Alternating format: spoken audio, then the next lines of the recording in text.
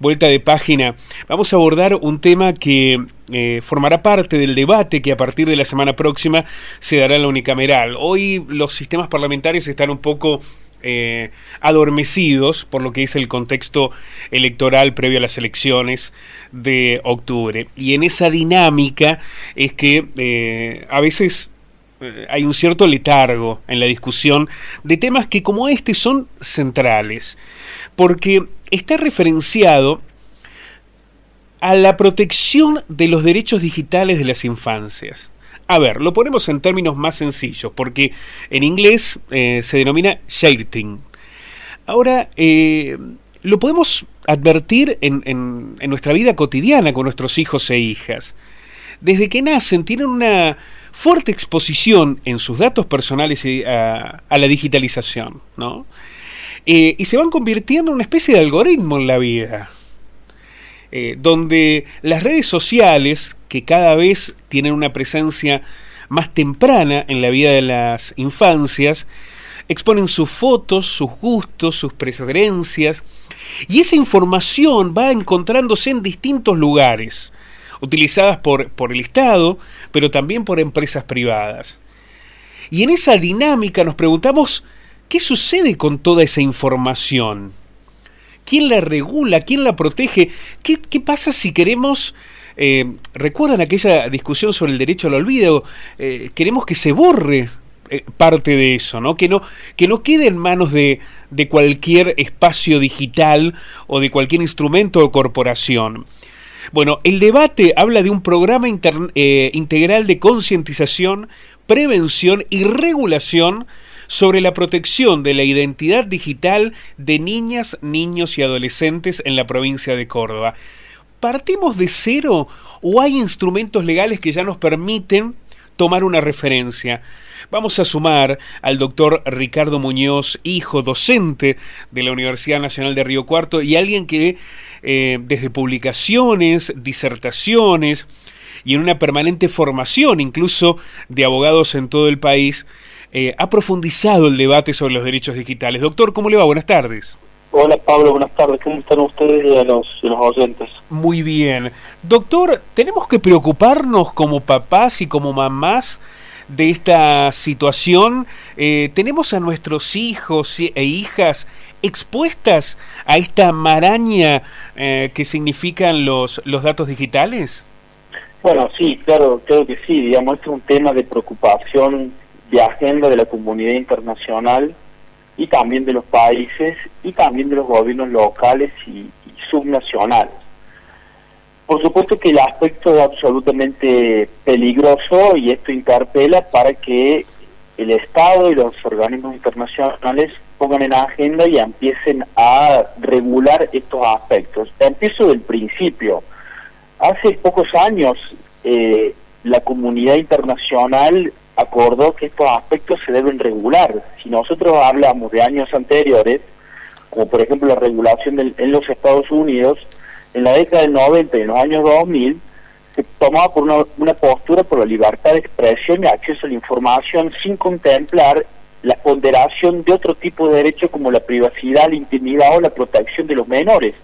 Así fue que en primer lugar en los Estados Unidos no se emitió regulaciones vinculadas a parar contenido por ejemplo pornográfico con de posible acceso por parte de los menores, porque así no tuviera libertad de expresión, y después se terminó regulando. Es decir, cada vez más existe un consenso de que estos aspectos tienen necesariamente que ser regulados a los fines de la protección de los valores más esenciales que puede tener una persona, que es su intimidad, su privacidad, su honor, su reputación y algo tan valioso que son los datos personales. También quiero destacar en este aspecto que es muy para destacar y celebrar que no solamente esto se regula a nivel internacional o nacional, sino que también mucho tienen que hacer los gobiernos locales. Las provincias y los municipios también tienen potestades para dictar programas de concientización, promoción, resguardo y garantía de derechos digitales. Esto no es necesariamente un tema de un organismo internacional o a nivel nacional, sino que también a nivel local mucho se puede hacer en este aspecto, aun cuando se crea que solamente a nivel de los organismos internacionales puede hacerse. Esto no es así, mucho de regulación local puede darse. Y en nuestro país, si bien existe una vacancia normativa, es decir, deben una nota fundamental que vos diste en la tecla, Pablo, cuando hiciste la introducción, que es la protección de datos personales. Y en definitiva, desde el año 2000 tenemos en la Argentina en vigencia la Ley de Protección de Datos Personales. Y vale destacar que en materia de protección de datos personales, los titulares son las personas. Por ejemplo, cuando un padre comparte, o una mamá comparte una foto de un menor, en una situación que lo puede comprometer o no, en una situación doméstica, lo que está haciendo está operando, está haciendo tratamiento y está disponiendo sobre un dato que no le pertenece a la mamá y al papá, sino que ese dato le pertenece al niño adolescente. El titular de la foto, es decir, quién sale en la foto, el video, la voz, etcétera, es la persona humana que sale allí y no los padres o la mamá. De tal manera que esto que vos lo dijiste muy bien, el sheltering, que es el compartir por parte de quien tiene responsabilidad parental, lo que está haciendo es disponer datos en relación a un tercero. Y por lo tanto aquí el gran desafío es generar una concientización respecto a la responsabilidad y buscar un desarrollo progresivo de la personalidad, preservar la dignidad, siempre haciendo un análisis sobre el interés superior del niño y sobre todo tratar de recabar el consentimiento. Después podemos discutir a partir de qué edad se puede recabar el consentimiento o a partir de qué edad ese niño, adolescente puede prestar ese consentimiento. Lo que sí está claro es que cuando se comparte, se difunde, se publica en una red una fotografía, un video, lo que se está haciendo es administrar, gestionar datos de los menores, que además con un riesgo adicional, no solamente en materia de seguridad digital, en materia de privacidad y demás, sino que además también se lo somete a esa persona a toda una información general, una big data, a los algoritmos, con lo cual esto genera una gestión problemática adicional vinculada a los datos personales. Quería preguntarle, en base a esta descripción, doctor, que usted resaltaba que cuando se expone, por ejemplo, la foto de un niño o de una niña, en realidad se está exponiendo el derecho y la propiedad de ese niño o niña, de esa imagen, ¿no? Que no es del papá ni de la mamá, sino que es de la persona que aparece allí, ¿no? Pero hay una tentación, creo que del Estado, por acción o por omisión, pero sobre todo de las empresas, de apropiarse de esa información, de creer que si uno publica una fotografía, un video o un dato personal, hay una aceptación a que de eso se haga lo que fuera, ¿no? Y que eso ya deja de ser mi patrimonio para quedar en manos o en poder o en potestad de quien desee, por el algoritmo, por cuestiones mercantiles o por la razón que lo impulse, a hacer lo que fuere con esa información. Y me parece que ese es el espacio más riesgoso, ¿no? Porque si implícitamente se supone que uno está cediendo, después es muy difícil recuperarlo o pedir que eso ya no esté más. Exactamente. Además, primero lo que hay que destacar es que si estamos hablando de datos personales de una persona, un niño, adolescente, menor de edad, estamos hablando siempre de un dato sensible. Es decir, porque en este caso la sensibilidad del dato tiene que ver con la situación de vulnerabilidad por la condición del menor, niño, adolescente. Entonces, cuando hablamos de datos sensibles, significa es el máximo respeto y protección, es decir, el paraguas protectorio más exigente, porque estamos hablando de un dato sensible como si fuese un dato en materia de salud, por ejemplo. Es decir, de tal manera de que se prohíbe la cesión sin el consentimiento titular, no se puede ceder a terceros, debe respetarse la calidad del dato, la finalidad por qué se recabó el dato, etcétera. Es decir, primero, si estamos hablando de información o datos sobre un menor, es un dato sensible. Lo segundo que hay que destacar acá, como bien decía Pablo, es que los algoritmos de las redes sociales, TikTok, Instagram, etcétera, generan un perfilamiento respecto al menor.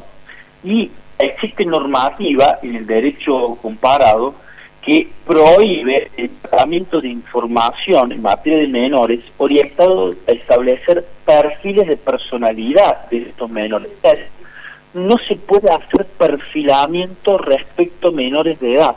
Sabemos que las redes sociales generan perfilamiento respecto a nuestros gustos, preferencias y demás.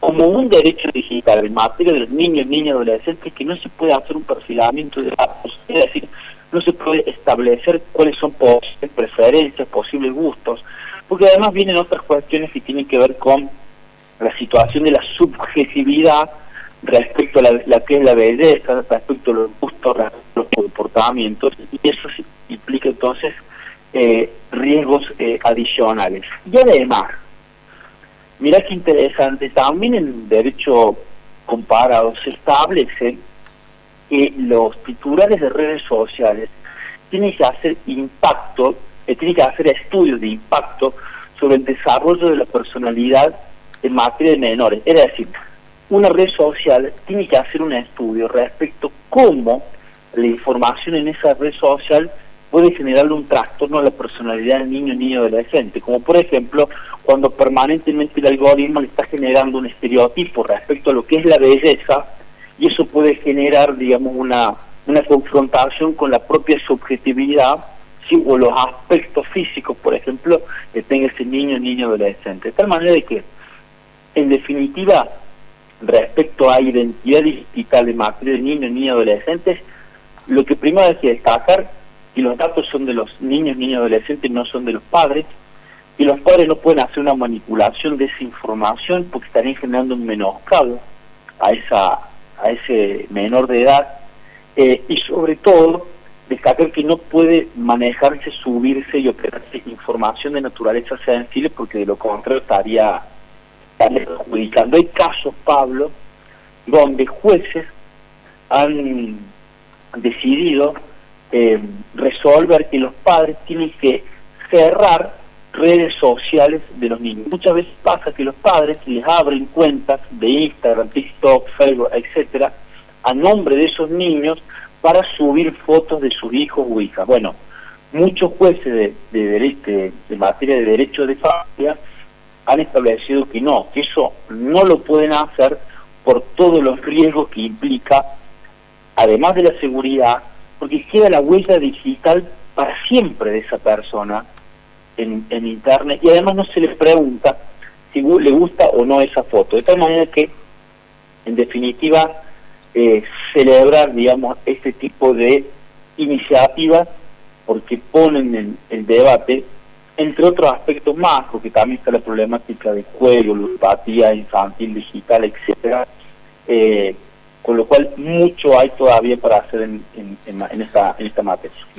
Brevemente, doctor, quería hacer una referencia a algo que usted señalaba.